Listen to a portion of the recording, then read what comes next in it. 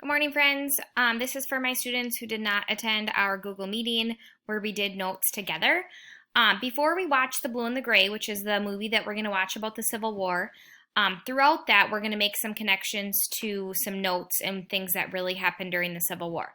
But before that, we're going to look at events that led up to the Civil War. So in your digital notebook, we are on slide 2. So you are filling out these notes with me as I kind of go through and explain. So you have them, okay?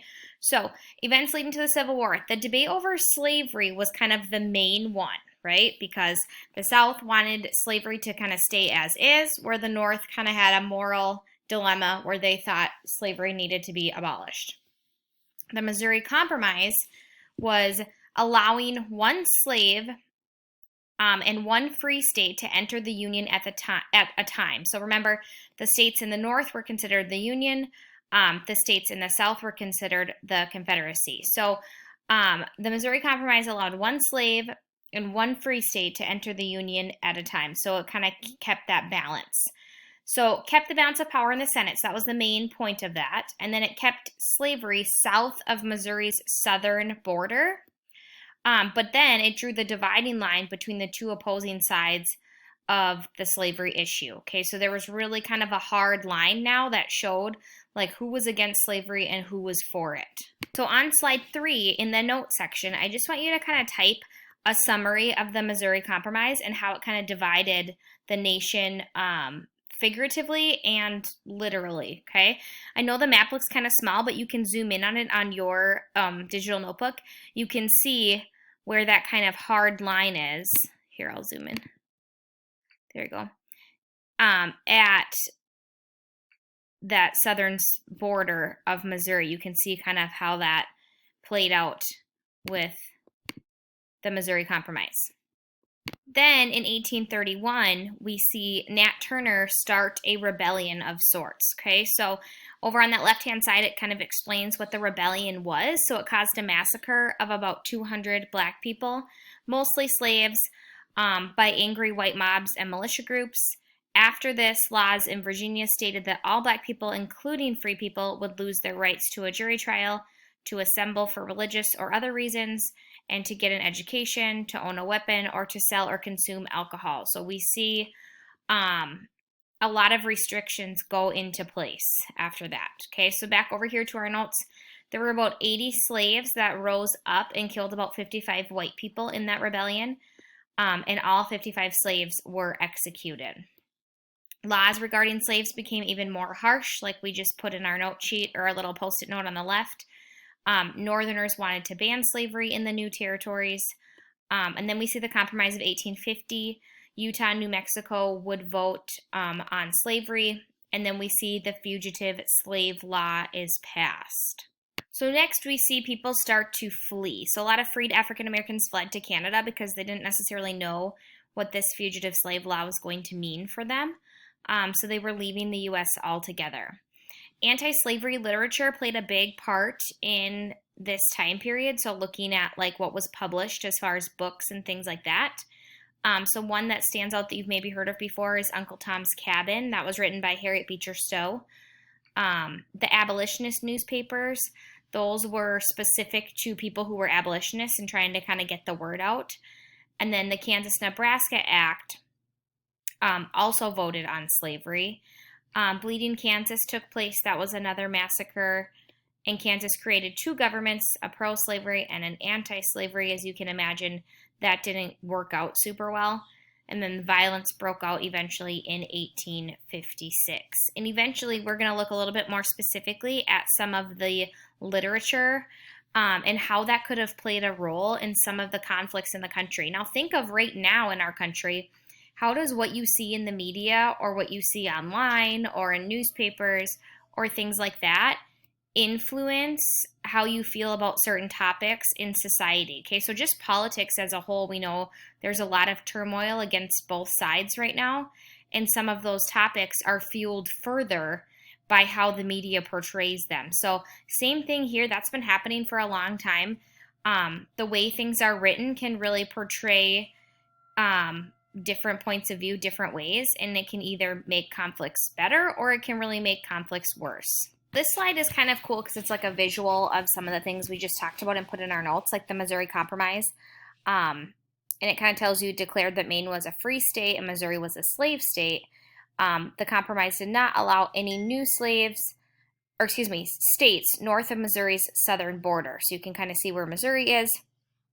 And it shows you based on this chart where slavery was prohibited and where slavery was permitted still, okay? Compromise of 1850, same thing.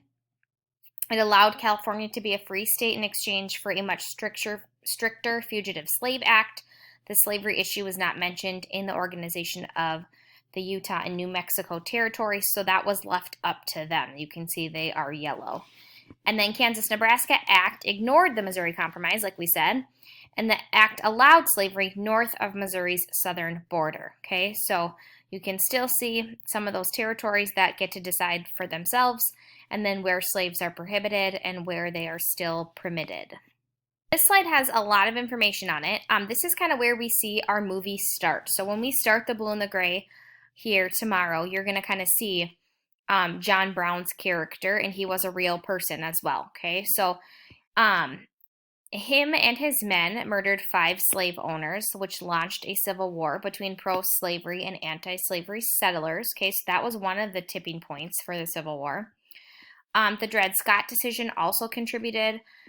Slaves sued for freedom. Supreme Court said he was not a citizen, so he did not have legal rights. Slaves were not free even if owners lived in a free state temporarily. So the Supreme Court said you can't even sue because you're not a citizen and you don't have rights because you're black. Okay. This decision to classify slaves as property made it difficult for the federal government to regulate slavery. So because they were not seen as citizens, it was really challenging for them to regulate it as a whole. So moving over to our left side of our page, like I said, this is the movie connection that you're going to see when we start. So it's kind of important to keep that in mind before we even begin. You'll see that. John Brown is a wanted man when he raids an army arsenal. That is where our movie begins. So you're going to see that he is wanted. You're going to see him get captured, and you'll see what happens to him. Okay, moving down to the note section, a little bit more on Dred Scott. He sued for his freedom because he, his wife, and their 2 children had been living on their own in free territories with the permission of his owner, who had moved south. So basically, he was kind of like released by his owner in a way. When his owner died, his family refused to free Dred Scott or his family. Northerners were furious about the Supreme Court ruling. So people were very mad, and they said, you can't sue because you don't necessarily have citizenship or legal rights to do so. So people were very angry about that, rightfully so. So states' rights was still being debated. Southern states argued that the federal government was taking away their rights and that it had too much power. So now they were like, okay, we want our power back. We don't want the federal government to regulate this anymore. And that's where we see the nullification crisis come in. Okay, they thought trading laws were unfair, which is called tariff of abominations. They kind of start to argue those. And they felt that the government was threatening their traditional Southern way of life. So the South talks about how the national government is too involved. And on the next slide, we're going to kind of break down the states' rights debate and what specifically they were mad about. Okay, but over here on the right-hand side in our note section, we're going to look at what sectionalism is, which is pride and loyalty to a region of the U.S., like being a part of the North or being a part of the South, rather than the whole country, which is nationalism. So sectionalism, if you break down the word, it's more like being loyal to a section of the country. So the North staying super loyal to what they believe in, and the South staying super loyal to what they believe in, and neither side really having much nationalism at all because they weren't necessarily proud of their country because they were so divided at the time. This slide is some vocabulary related to the states' rights debate. And I know it's kind of a lot of words, and I just gave you this already, so you don't have to fill this out. But kind of breaking it down, the compact theory was Constitution created a compact between states and the federal government.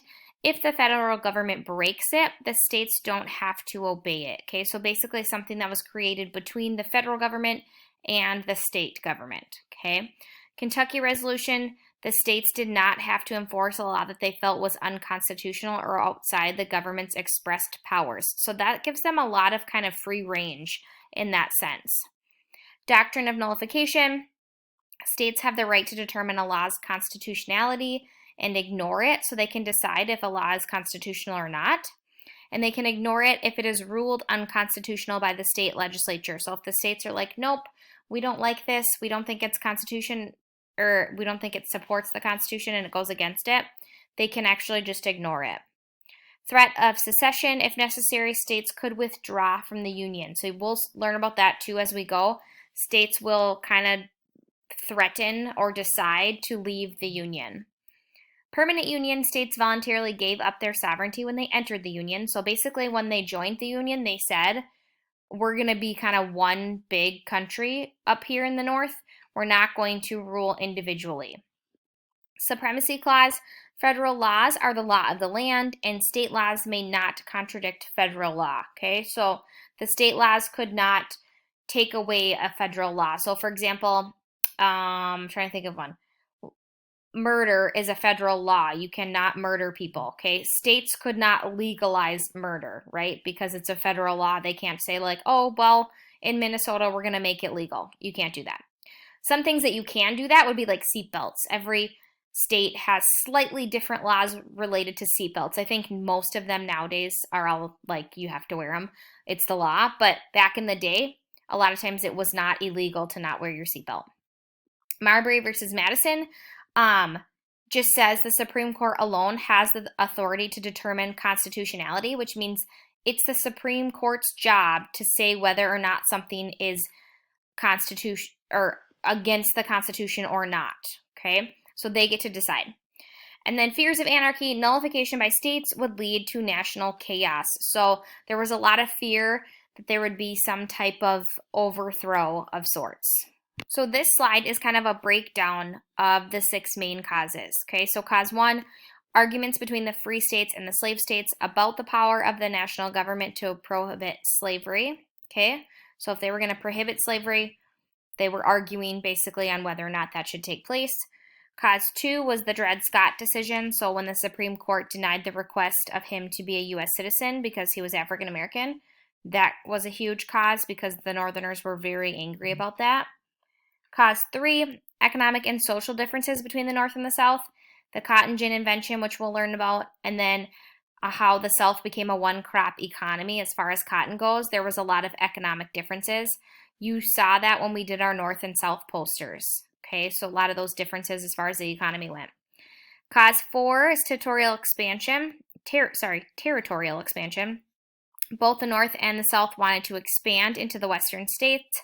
The South wanted to take slavery with them when they expanded, and the North was committed to leaving them open to white labor, so they did not want to take slavery with them. Cause number 5 looked at some literature. So Harriet Beecher Stowe's book, Uncle Tom's Cabin, was published and became a worldwide bestseller, and it raised awareness about slavery and causing an anti-slavery sentiment across the nation. So it really kind of pushed the idea that slavery is terrible. Cause number 6 was the Missouri Compromise. Additional territories gained during the U.S.-Mexican War of 1846 to 1848 heightened the slavery debate. So those extra territories that they were now kind of decide what to do with, that kind of heightened the debate as a whole. Here are 2 more charts on the causes of the Civil War, and I want you to notice the differences. So between this chart that we just went over together, now I want you to zoom in and read these causes, and then I want you to read the causes from this chart, and just notice how they're all a little bit different when they explain the causes of the Civil War. And I want to see if you just mentally in your mind can kind of pull out some of those differences. Like the last one, the last chart didn't have anything to do with Abraham Lincoln, right? And we're going to learn that he was a big part of this. But we didn't really talk about that in the chart as a whole. Slavery we know was a big one as a whole. But I want you to kind of look at the 3 charts and figure out like, they're all slightly different. Some of the ideas are very similar and kind of the same, but some of them are a little bit different.